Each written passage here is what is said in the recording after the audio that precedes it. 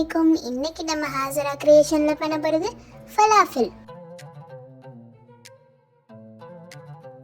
2 cup கொண்டக்கடலையை ஊற விட்டுக்கலாம். 2 cup கொண்டக்கடலையை wash பண்ணிட்டு கடலை மூழ்கிற அளவு தண்ணி சேர்த்து 6 மணி நேரம் ஊற விட்டுக்கலாம். 6 மணி நேரத்துக்கு அப்புறம் டபுள் சைஸ்ல வந்திருக்கும். தண்ணியை வடித்து எடுத்துடலாம். மிக்ஸி ஜாரில் 2 கைப்பிடி மல்லிக்கீரை, 2 மீடியம் சைஸ் வெங்காயம், 2 பச்சை மிளகாய், 10லேருந்து 12 பல் பூண்டு சேர்த்துக்கலாம். தண்ணியை வடிச்சிட்டு கொண்டக்கடலை மட்டும் சேர்த்துங்க. 1 டீஸ்பூன் உப்பு, 1/2 டீஸ்பூன் சில்லி ஃப்ளேக்ஸ், 1/2 டீஸ்பூன் ஜீரகத்தூள், 1/2 டீஸ்பூன் பேக்கிங் சோடா சேர்த்து கொரப்பாக அரைச்சிங்க.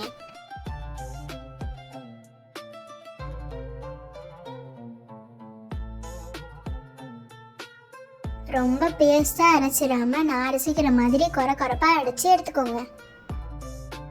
3 டேபிள் ஸ்பூன் எள்ளு, பார்ஸ்லி கொஞ்சமாக சேர்த்துங்க. இது ஆப்ஷனல் தான், வேணும்னா சேர்த்துங்க. எல்லாத்தையும் மிக்ஸ் பண்ணிவிட்டு உடனே சுடலாம், இல்லைனா 1/2 hour ஊற விட்டுட்டு சுடலாம். 1/2 hour ஊறின பிறகு கையாலேயே நான் பண்ணுற மாதிரி ரவுண்ட் ஷேப்பில் பண்ணிக்கலாம்.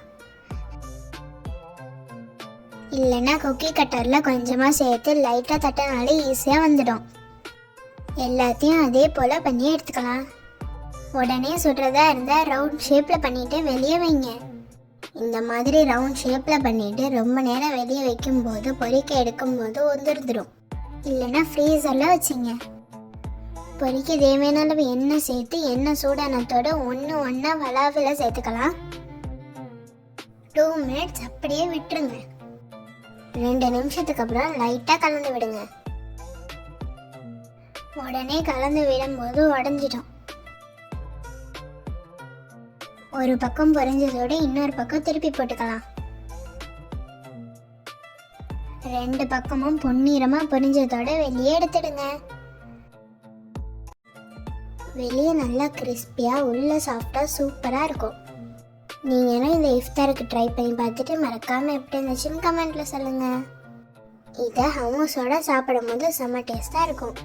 நான் அடுத்த வீடியோவில் ஹமூஸோட ரெசிபியை அப்லோட் பண்ணுறேன்.